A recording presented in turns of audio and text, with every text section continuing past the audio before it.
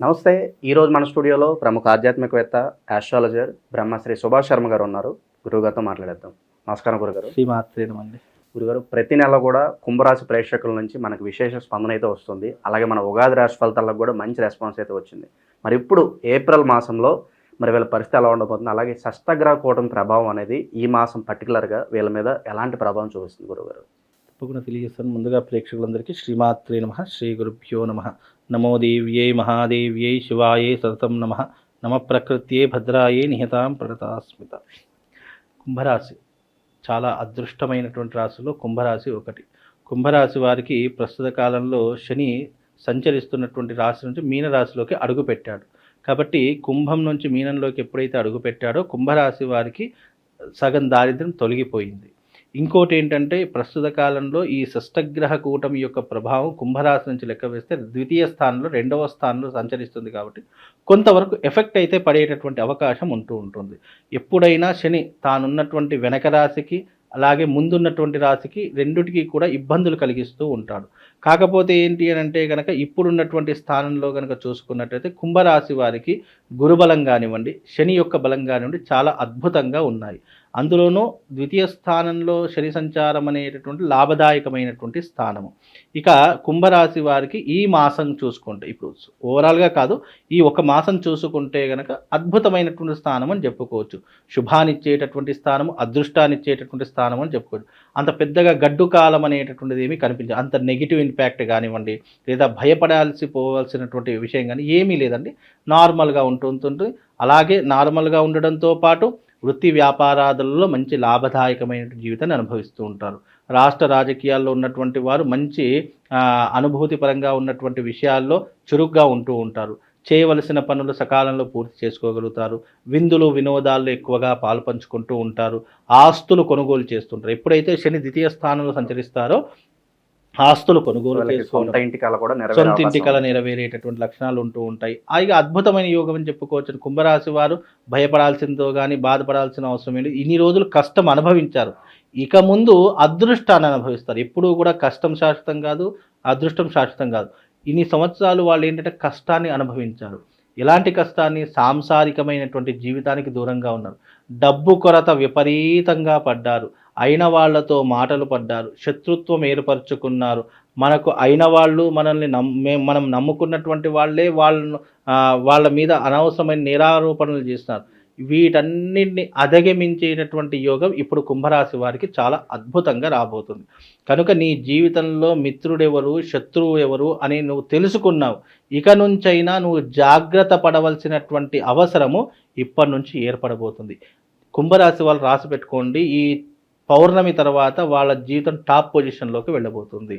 ఎవరు ఎన్ని చెప్పినా కూడా ఏమి నమ్మకండి. మీ కుంభరాశి వారికి మాత్రము ఈ పౌర్ణమి తర్వాత అదృష్ట యోగము. మీరు అనుకున్నటువంటి పట్టిందల్లా బంగారం అవుతుంది. అనుకున్నటువంటి పనులు సకాలంలో పూర్తి చేసుకోగలుగుతారు. సినిమా సెలబ్రిటీస్ కానివ్వండి, రాష్ట్ర రాజకీయ వ్యవహారాలు చేసేటటువంటి వాళ్ళు కానివ్వండి, వృత్తి వ్యాపారం చేసేటటువంటి వాళ్ళు కానివ్వండి, మంచి భవిష్యత్తుని ఒక రూపకల్పన చేసుకునేటటువంటి మార్గాన్ని ఈ పౌర్ణమి తర్వాత వాళ్ళు ఏర్పరచుకోబోతున్నారు. కుంభరాశి వారు రాసి పెట్టుకోండి, జీవితంలో అదృష్ట యోగం అనుభవించేటటువంటి యోగం వచ్చింది. కానీ కుంభరాశి వారు గుర్తుపెట్టుకోవాల్సింది ఏంటంటే గతాన్ని తవ్వుకోవడము. గతంలో వీళ్ళు ఇలా చేశారు కదా, ఇప్పుడు మనం ఏంటో చూపిద్దామని చెప్పేసి మనం గర్వంతో ఉన్నామా, ఆ గర్వం అణిచేస్తుంది. కానీ గర్వంతో కాకుండా కొంచెం కాన్ఫిడెన్స్ లెవెల్తో ఆలోచించి, బుర్ర పెట్టి ఆలోచించి మనం ఏం చేయాలి, మనం ఎలా ఎదగాలి అనేటటువంటిది మాత్రమే ఆలోచించండి తప్ప మన దగ్గర జాతకం బాగుంది కదా, డబ్బులు బాగా వస్తున్నాయి కదా, మనం ఏంటో చూపిద్దామని చెప్పి ఎదుటి వారికి చూపించడానికి మీ స్థాయిని మీరు కోల్పోకండి. అది మెయిన్గా గుర్తుపెట్టుకోండి. ఎందుకంటే కుంభరాశి వారికి ఏంటి అంటే ఉన్నప్పుడు ఉగాది, లేనప్పుడు సంక్రాంతి అన్నట్టుగా ఈ గొబ్బెమ్మ మాదిరిగా ఉంటారు. అలా ఉండకుండా వీలైనంత వరకు మీరేంటో మీరు నిరూపించుకునే ప్రయత్నం చేయండి తప్ప ఎదుటి వారి కోసమో పక్కనున్న వారి కోసమో మీరు బ్రతకడానికి ప్రయత్నం చేయకండి. అలా బ్రతుకుతున్నాము అని ఏమాత్రం మీరు అడుగు వేసినా మళ్ళీ మీరు పైకి ఎదగలేరు. కనుక కుంభరాశి వారికి ఇప్పుడు మంచి టైం పీరియడ్ అనేది బాగా నడుస్తుంది. బాగా నడుస్తున్నప్పుడు మన జీవితాన్ని స్థిరపరచుకోవడానికి మనం అవకాశం ఏర్పరచుకోవాలి తప్ప ఎవరికి ఏదో చూయించుకోవడానికో, నాకు అప్పుడు కష్టాలు ఉన్నప్పుడు నన్ను బాధ పెట్టాడు కదా, వీని కూడా బాధ పెడదామని చెప్పేసి రివెంజ్ అనేటటువంటి పదము వాళ్ళ నోటి నుంచి రావద్దు. అయితే వాళ్ళ జీవితం చాలా అద్భుతంగా ఉంటుంది. ఎందుకంటే కుంభరాశి వారి కుంభరాశిలో ఎవరైతే జన్మిస్తారో వాళ్ళకి చదువు ఉన్నా లేకపోయినా, ఆస్తి ఉన్నా లేకపోయినా కాన్ఫిడెన్స్ లెవెల్స్ బాగా ఉంటాయి. ఏది ఉన్నా లేకపోయినా డబ్బు సంపాదిస్తామనేటటువంటి ఒక పొగరు అనేటటువంటి వాళ్ళకు ఉంటూ ఉంటుంది.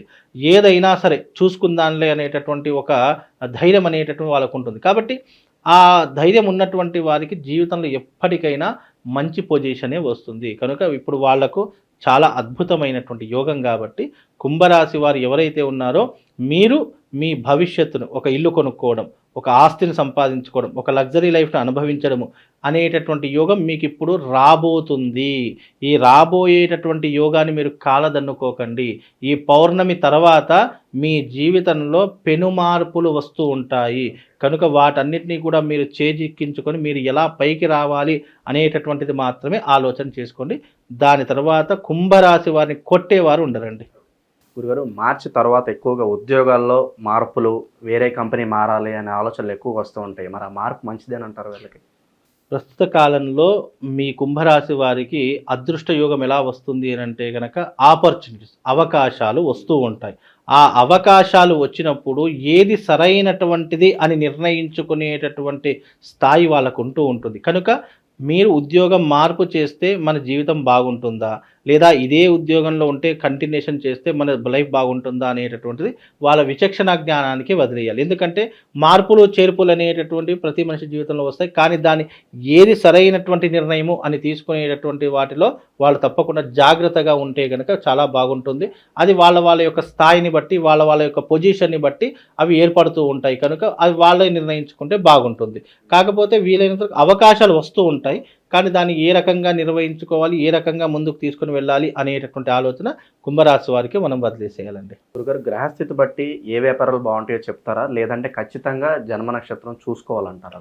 ముఖ్యంగా ఎప్పుడైనా వ్యక్తిగతంగా మనం ఎప్పుడైనా బిజినెస్ పెట్టాలనుకున్నా, వివాహం చేసుకోవాలనుకున్నా, లేదు మనము వృత్తిపరంగా వ్యాపారపరంగా నిలదొక్కుకోవాలనుకున్నా, కొత్త వ్యాపారం చేయాలన్నా, కొత్త పెట్టుబడులు పెట్టాలన్నా, అది వ్యక్తిపరమైనటువంటి జాతకాన్ని, ఇండిపెండెంట్ జాతకాన్ని చూస్తేనే వాళ్ళు ఏ రకమైనటువంటి దానికి అర్హులో మనకు తెలుస్తుంది.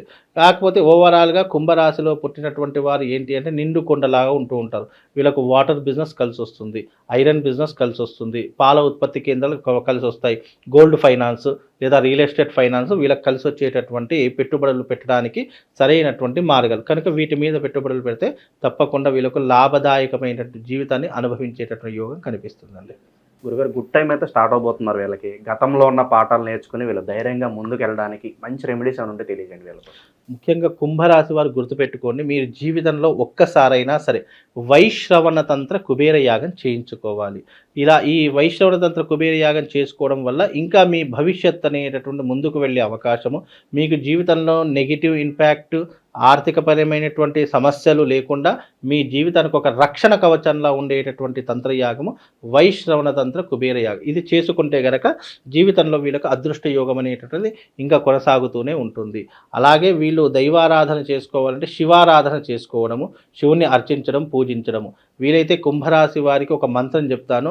ఆ మంత్రం ఎప్పుడు కూడా శివుడికి సంబంధించిన మంత్రము. ఓం మృత్యుంజయాయ రుద్రాయ నీలకంఠాయ శంభవే అమృతేశాయ శర్వాయ మహాదేవాయ తే నమః అనేటటువంటి మంత్రాన్ని ప్రతిరోజు 11 సార్లు, 108 సార్లు మీకు వీలైనంత వరకు, మీ సమయం ఉన్నంత వరకు దీనిని మీరు మనసులో నామస్మరణ చేసుకుంటూ ఉండండి. తద్వారా వాళ్ళకు శుభం లాభంతో పాటు అదృష్ట యోగం కూడా కలుగుతుందండి. చాలా బాగా వివరించారు గురుగారు, ధన్యవాదాలు.